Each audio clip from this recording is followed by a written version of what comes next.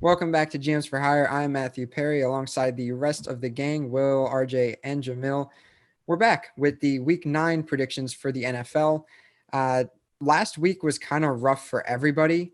Will, I know you have the standings of just last week. I wound up not getting those down. You want to read those Yeah. off? So I had the best week. Unfortunately, with all of us, we had 4 games in which we all unanimously agreed on, and that team lost. I don't remember all of them right off the top of my head. I know both Los Angeles teams. I want to say Tennessee, and And then Green one Bay. Green Bay. Yeah, that's the other one. Those are the four.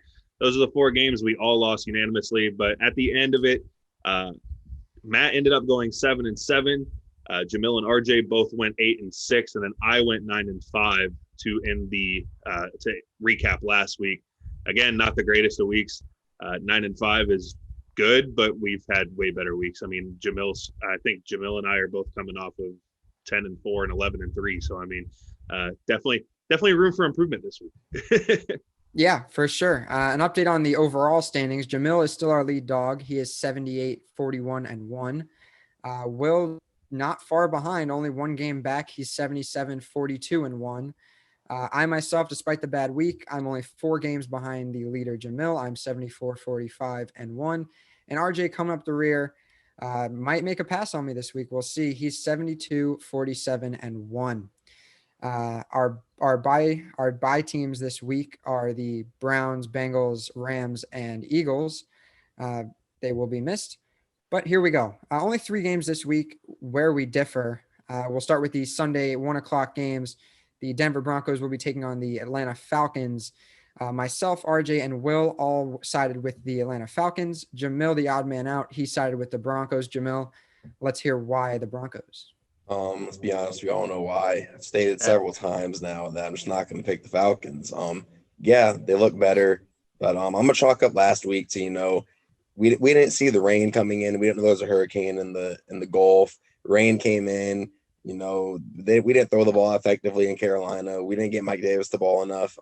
Bad week for us in Carolina. Falcons came in, got a win. Credit to them, but my boy Drew Lock is about to come in and go to work in Atlanta after he ended the game against the Chargers last week. I like him to come in and tear up that Falcons secondary.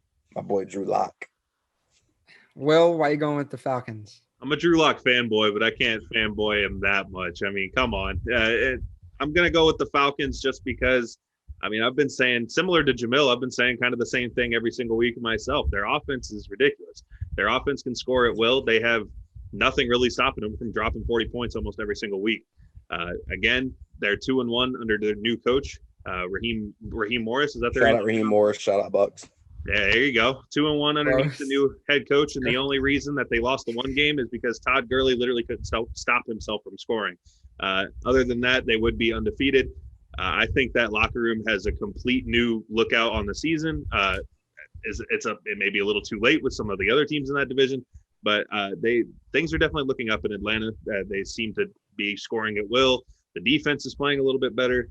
Overall, the team has just been playing better as a whole, and that's why I think Atlanta has a better chance over Denver. Moving on to our second game that at least somebody differs on. The Giants are heading to Washington to take on the football team. Jamil, myself, and Will all side with the football team, while RJ is the odd man out in this case, going with the New York Football Giants. RJ, what are your thoughts? Well, hey, last night the Giants looked pretty damn good against the team I believe is going to win the Super Bowl, and that's Tampa Bay. Listen, Daniel Jones, he's really annoying because he sucks, but then he'll make a couple throws or he'll bust off a 40-yard run or something, and it's like, all right, he doesn't suck. I like the Giants' defensive line. Listen, these are 2 terrible teams, so I'm reaching. Yeah, I like their defense is all right, I think Daniel Jones has more playmaking ability than Kyle Allen does. And at the end of the day, I just think the Giants are going to outscore Washington. I don't think Washington is going to be able to stop Daniel Jones. He can get the ball to his receivers. He does a good job of that. Or he can take off running and beat you that way. I just think there's more to believe in with the Giants than Washington. Fair, but you can't underestimate Panthers legend Kyle Allen. Jamil, why are you going with the football team? I'm going with the football team because Giants, obviously, they're coming off of a short week. This game was close last time these two teams faced each other. The Giants ended up squeaking the game out about 1 point. I'm pretty sure I picked the Giants in that game, but it's hard to sweep a team in your division. And I think the Redskins defense is going to make enough plays against Daniel Jones for them to get the win this week. Fair point indeed. Moving to our third and final game that we differ on, a 4:05 game on Sunday between the Las Vegas Raiders and the Los Angeles Chargers. Will is the odd man out here going with the Raiders, while Jamil, RJ, and myself all sided with the Chargers. Will, we'll start with you. Why the team in black and silver? So I went with the Raiders last week over the Cleveland Browns, and I wasn't exactly 100% confident in it, but I'd said that the defense have been playing above expectations, and these guys held the Cleveland Browns to 6 points. Absolutely phenomenal game went from Las Vegas. The offense didn't show up like I thought they would, but whenever you hold a team to 6 points, you don't need it to. Whenever you look at the Chargers throughout this season, I've been very high on the Chargers myself. I love Justin Herbert. I love everything he's doing out there. But that defense hasn't been able to hold anybody back. Similar to the Falcons, they've blown multiple leads and multiple double-digit leads as well. Because of their defense, I just can't trust them enough against the against the Vegas Raiders. And Josh Jacobs. Josh Jacobs is still continuing his toll on this season. He's been absolutely phenomenal. I don't see why he doesn't keep it up.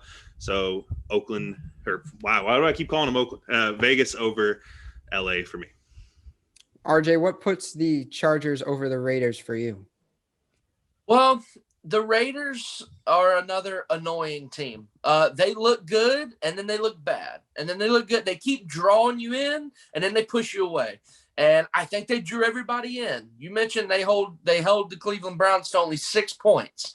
That's a little misleading because the Browns have Baker Mayfield as their quarterback. They didn't have Odell Beckham, and it was a snowstorm with 30-degree wind or 30-mile-an-hour winds. Nobody was going to be scoring much in that game anyway. This is going to be in LA, that brand new stadium with the roof closed, perfect weather. Justin Herbert is going to be pissed off after choking that game away against Denver. Listen, this is typical for the Raiders. They brought us in last week. They're going to push us away this week. It's a division game. It's going to be tight. And I think Justin Herbert's looking like he might be the franchise quarterback of the Chargers. And, another dub for him. Very good points. We'll have to see how that unfolds and how it can affect our standings. Moving forward to games we all agree on. We'll start with the Thursday night game. We all have the Green Bay Packers beating the San Francisco 49ers. Jamil, let's get your thoughts. Why the Packers over the Niners? Look, this game might be on paper, before the season started, we're like, man, this is going to be a good Thursday night game. Fast forward to now, this game might stink. The Packers are down to their fourth and fifth string running backs because of injuries and COVID. So the 49ers, they get a new star player hurt every week. At this point, they're going to start playing practice squad players too. But at the end of the day, I think the Packers are going to be able to move the ball downfield even without all their running backs. I think they'll be able to move the ball downfield. And I think they'll take advantage of just this depleted Niners team. They almost lost every playmaker they have, and it's going to be hard for them to win this game. Moving on to the 1:00 games on Sunday, we'll start with the Seattle Seahawks, who we all have defeating the Buffalo Bills. We'll get your thoughts on that. I doubted the Seahawks last week. Didn't think Garoppolo and Kittle were both going to get hurt in that game. But then again, Seattle also looked a lot better than I thought they would in that game, and San Francisco did not. Buffalo has been a little shaky here as of late. They haven't been as dominant as they were at the very beginning. And so because of that, ride the hot hand and go with Seattle. All right, fair enough. Moving on to the Tennessee Titans and the Bears. All of us took the Titans to defeat the Bears. RJ, what do you think of that? Man, that Tennessee should not have lost last week to Cincinnati. I don't know what happened there. I don't know how you don't show up against a trash Bengals team. Tennessee's got to get back on track now. That's 2 straight losses, Steelers and Bengals. Listen, this team was undefeated just a couple weeks ago. Now you're losing back-to-back games. Can't be doing that. The Bears, I don't really know what you want me to say about the Bears. They actually looked a lot better against the Saints than I thought they would. As long as none of their disgruntled wide receivers start fights. I think, Tennessee, they're just the better team. I was this close last week. I was an overtime period away from getting a win over you guys with the Bears. I was kind of confident in that. Obviously, you're the only one. Yeah, I obviously I can't trust them anymore, and I got to take my Titans, but we'll move forward. The Baltimore Ravens are taking on the Indianapolis Colts, and we all have Lamar Jackson and the Ravens defeating the Colts. Jamil, what are your thoughts with this one? I think this is a good bounce back spot for Lamar Jackson. The Colts, honestly, on paper, it's not the easiest matchup. The Colts have a pretty good defense over there in Indianapolis, but I think this is going to be a get right spot for Lamar Jackson and the Ravens, and I think their defense is going to bounce back. Their defense played well against the Steelers too. Not even going to say bounce back, but I think they're going to give Phillip Rivers some fits. Rivers had a good game last week, but I think that comes down. Jonathan Taylor's dealing with an ankle injury, so now you got Wilkins and Himes running the show. I think they'll struggle to run the ball against the Ravens front, and I think the Ravens will do enough to win the game. We already know what RJ thinks of this one, so I'm going to go to Will on it. The Kansas City Chiefs, we all have defeating the Carolina Panthers. Will, let's hear RJ talk about those boys. Well, somebody's got to get Trevor Lawrence, so why not Carolina, Okay. Yes, sir. Trevor.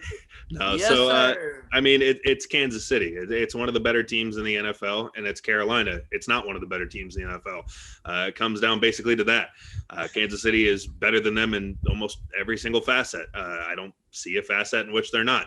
And so maybe punting, maybe Carolina's got a better punting unit, but other than that, you wouldn't know because Casey's punter's not out there that much. So you have to go with Casey. I mean, they give you no reason not to take them. So Kansas City Chiefs. Fair enough.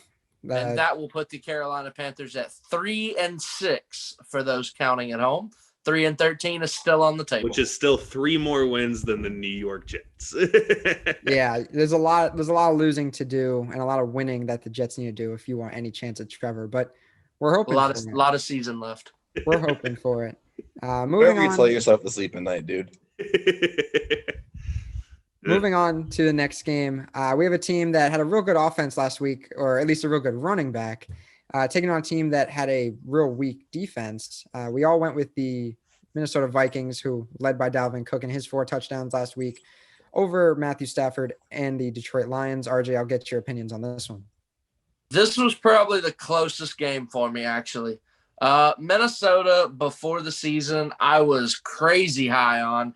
I love their roster. I love Dalvin, love the receivers. I thought this team was going to win the NFC North, and they were going to be hosting a playoff game. And they could not have had a worse start to the season. I don't understand what happened to that Minnesota Vikings team, but maybe, just maybe, they found something last week. You keep feeding 33 the ball, he's going to take you where you need to go. Kirk Cousins is not the guy that's going to put the team on his back and win a game for you. But Dalvin Cook damn sure looked like he can do it. So listen, I think Minnesota, I don't even know what their record is off the top of my head. I know it's awful, but they might start knocking some teams off. They might not make the playoffs, but they might determine who does make the playoffs, because this is still a good football team, I think, on paper. So they're gonna get back on track. They did it against Green Bay. They're gonna do it against Detroit this week. Those boys are 2-5, by the way. Probably not a playoff team, but As long as Dalvin Cook can stay healthy, I think the Vikings can have a chance in any game, really, depending on who they're against, especially a team like Detroit. But we'll move to our last 1:00 game. Jamil, I'll get your thoughts on this one. Probably the least appealing game this week, at least in my opinion. The Houston Texans are taking on the Jacksonville Jaguars. Yeah, a Gardner Minshew-less Jacksonville Jaguars. Yeah. We're going to get either a Mike Glennon sighting or a rookie. So we'll see what happens there with the Jaguars, but they won't win because those quarterbacks aren't good. We know what Glennon does. Jake Luton, we don't know what he can do. He's from Oregon State, so we'll see if he can spark the offense. I don't know if the Jaguars even want their offense to get sparked because they're also tanking. Sorry, RJ. But no, I think it was going to be too much Deshaun Watson, too much of the Texans defense of what's even left of their defense. Yeah, I think the Texans won this game with ease. Do we see the do we see the Panthers play the Jaguars or the Jets this season? No, No? I wish. Yeah, I wish. Well, I don't know if you wish, because I think the Panthers would win both those games. Nah, you'd have to lose them on purpose. Listen, It's not that easy. Listen. They're gonna play Kansas City this week, and then they're gonna play Tampa next week, and they're gonna be 3-7. All hope is gone. All hope has completely left the building. It is no longer in Charlotte. Pack the team up, cover the field, back up the truck, get them out of there. All right, let me burst your bubble. You also play the Lions, the Broncos. They've got some interesting games later in the season. And Because they got to play Denver. You can easily win one of those. Detroit. Listen. Doesn't CMC come back soon too? Doesn't McCaffrey He's coming comes back this week? Yeah, you guys are gonna win some games. Listen, Detroit can outscore anybody. They're kind of like Atlanta. They've got an offense that can put up points when you're not expecting it. That Denver game, do one of y'all have the schedule? Is it in Denver? I don't even know. This week is in Atlanta. It's in Carolina. No. I'm talking about with Carolina. Oh, I'm sorry. Yeah. Denver That's fine. Carolina. Drew Lock has never lost a game in the state of North Carolina. So, and when they play Washington, listen, Ron Rivera is going to get his revenge. Kyle Allen is also going to get his revenge. Washington's going to smoke Carolina. Listen, just to piss you off, I really hope the Saints have clinched the playoff spot in Week 17, and I hope there's just no way they can get out of the seed they're stuck in. So we see Taysom Hill play quarterback. And Jameis Winston play quarterback. And we don't see Jameis Winston. Taysom Hill. Listen, I'm not kidding. I would rather see Jameis Winston play that game than Drew Brees. Drew Brees cannot throw a football. I'm sorry. This is his last year. That guy's done. He is absolutely done. If they put Jameis Winston in, that offense would actually slap. So, yeah, I would love to see Jameis Winston Week 17 throw all over Corn Elder and Dante Jackson and just expose all them boys. Two 425 games we have on Sunday that we all agree on. The first one, the undefeated Pittsburgh Steelers will defeat America's team, the Dallas Cowboys, according to us at least. Don't say it. I was going to say, don't say will. Will. Don't guarantee that. I got to go to you on this one. Well, now that you guaranteed it, you said that they will beat the Dallas Cowboys. I almost want to flip, but no, it's Ben DiNucci. I mean, who? He's starting. No, he got benched.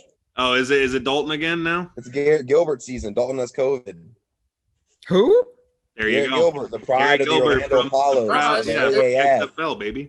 It's about to be Cooper Rush season. They're competing for the job. I like my boy Double G to get it.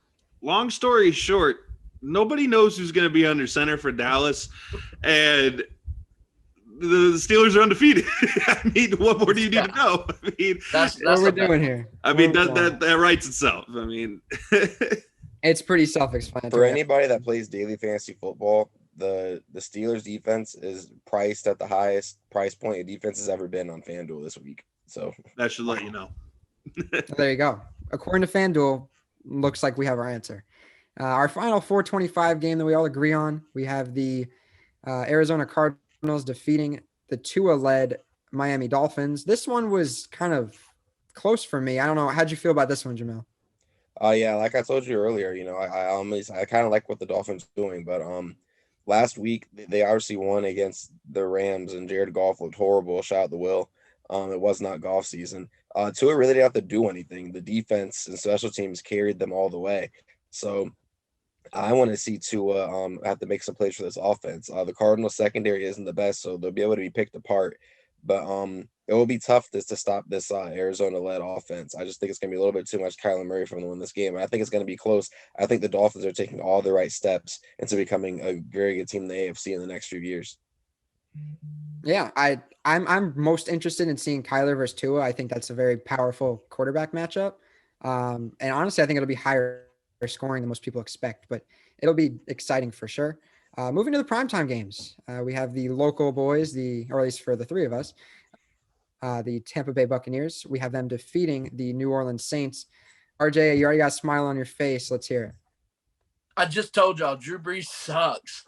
That dude cannot throw a football anymore. Drew Brees is one of the 10 greatest quarterbacks of all time. He's a first ballot Hall of Famer. It should be unanimous. He is great. He is greatness personified, but not in 2020.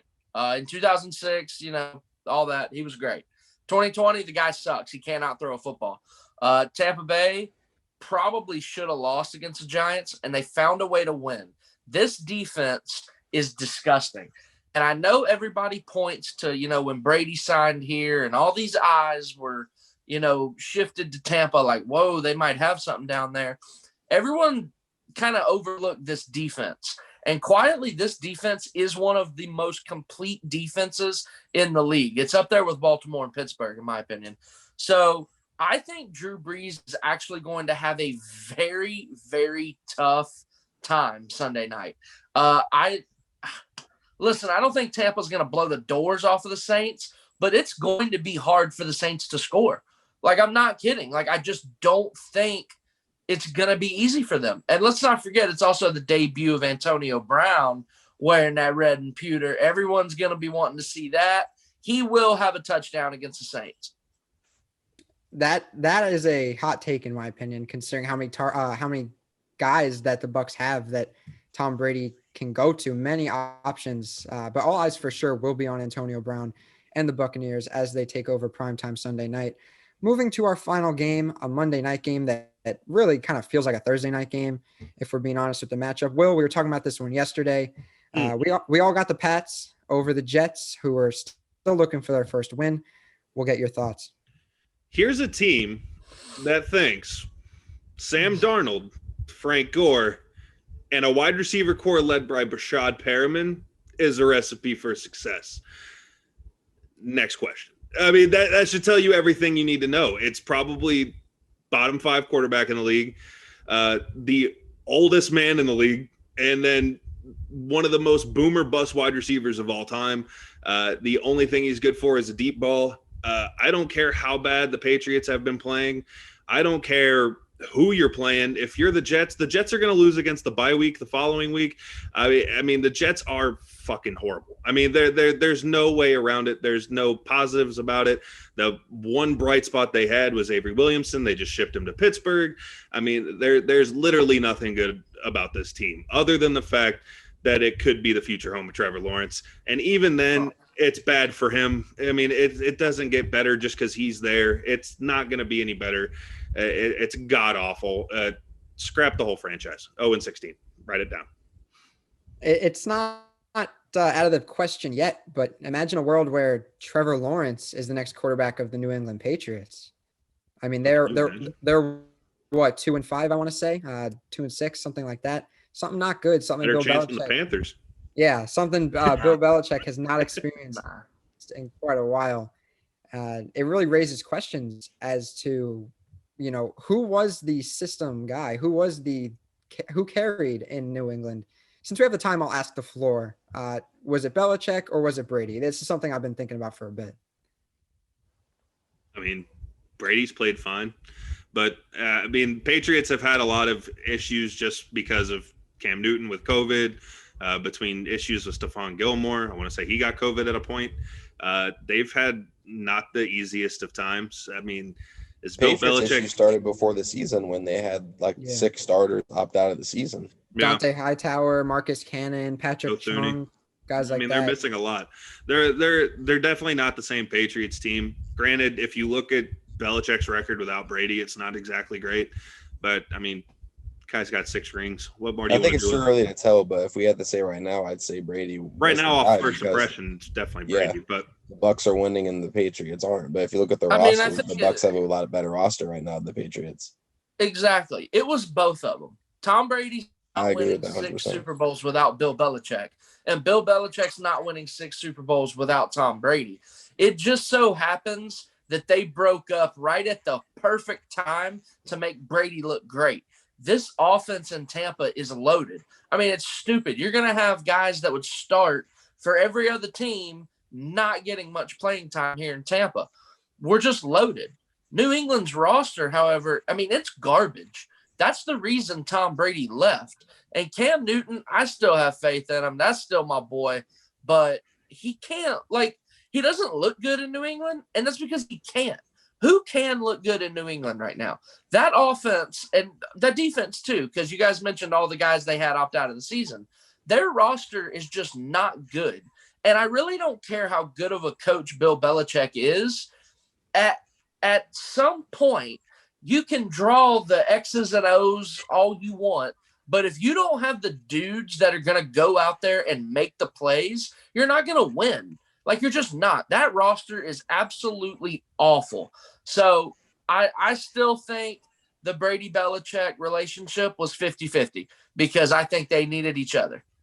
Yeah, only time will tell. You're not super far off, RJ. I think it definitely could be a mix of both. Honestly, we should probably give it a season or two before we make any assumptions on who carried who. But yeah, those have been our Week 9 predictions for the NFL. You guys have any closing thoughts besides that stuff? Jets going to be the first team in history to go 0-17. They're going to lose their bye week. They're god awful. They're the worst team in history. Did you guys hear that just now? I think I just heard a tank engine firing up. I think it's starting back up. I can hear it from New York, not so much from Carolina. I mean, no. I kind of hear it from New England. I'm hearing it from Charlotte right now. The tank is firing back up. How many times do we have to tell you? I don't care how many you may have a tank in Carolina, but the Jets have a whole fucking army. I mean, they've got the whole brigade coming. It's like 12 tanks in a row. Like, it's disgusting. They've got a whole militia coming. Fun fact, 5 minutes before I got on this call with you guys, I read that the Jets general manager said Sam Darnold is the quarterback of the future for the Jets. So they asked him about it earlier. I was watching the press. I heard about the press conference too, and they asked him. He said he didn't want to commit to anything.